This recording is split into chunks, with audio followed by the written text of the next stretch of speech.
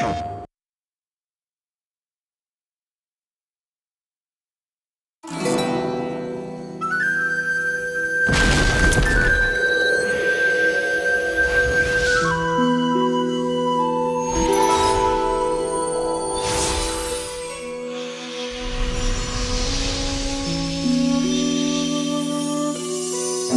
knew from the beginning we wanted it to be based around Celtic mythology, and we wanted a particular feel toward the world, so this feeling of a world suffused with magic. Our biggest draw was the Irish culture and Celtic influence in general.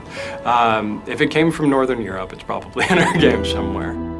We fight banshees. We bring up ancient war spirits. We have Celtic pixies running through magical forests. Ancient things called bogies.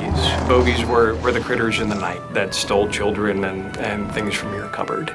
It's filled with knots and ghosts and sprites and bogies, but really it's brought into a modern understanding. We wanted to make sure to ground our game in some real mythology because we were going for an archetypal story. We wanted something that would be close enough to the medieval fantasy themes that gamers are very familiar with, but still fresh enough at the same time that it would feel like a new take on them.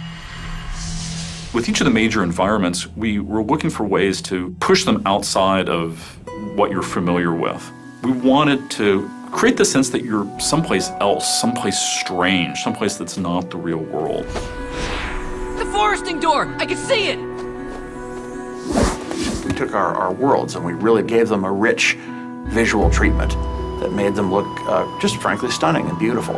And a place that even if you weren't playing the game, you would be really enjoying just getting to walk through it and sort of marveling at the architecture and the flora and fauna, the way the light played off the surfaces. The elves who built a lot of this stuff, they don't build like humans do. They grow things organically. There's something sort of unsettlingly strange about the way the buildings are constructed in these spaces. They're not built like normal human buildings. So all of the ruins that you see in the Endless Stair, they don't feel like crumbled stone. It's like the stone has all been like grown like plants. Everything has sort of this sinuous feel to it, and then it's toppled and fallen over.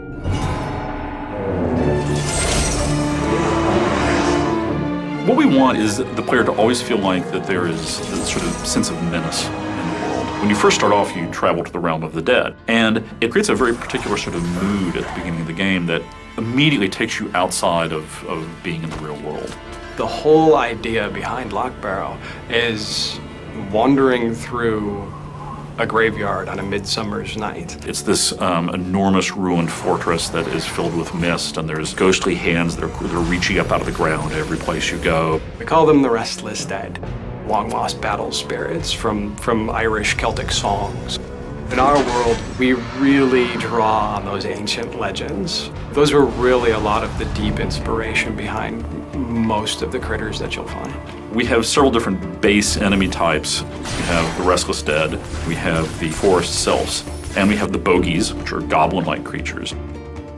There's all different types of bogies. There's fire shamans, ice shamans, there's bogey suicide bombers that have big bombs above their heads, there's warriors that just go berserk and run at you. We tried to create a silhouette and a profile that was far enough removed from goblins and trolls that it could be a fresh and original character. Hey! Sylphs in the fairy forest really come from the classic sense of pixies. Little butterfly wings and the sugar plum dances. Sylphs are kind of corrupted fairies. When you first encounter these sylphs, you're thinking, oh, that's a fairy, that's a nice fairy. But then that fairy comes up to you and slaps you in the face with a twig. And you're like, what's going on? Personally, through hours and hours of playing the game and testing the game, the sylphs are the absolute bane of my existence. The creatures that we've developed for Sorcery really draw from those global legendary critters. Ghosts, goblins, things that move in the woods. Just those childhood dreams that we all grew up, we all heard about in stories, those things that are timeless across every culture.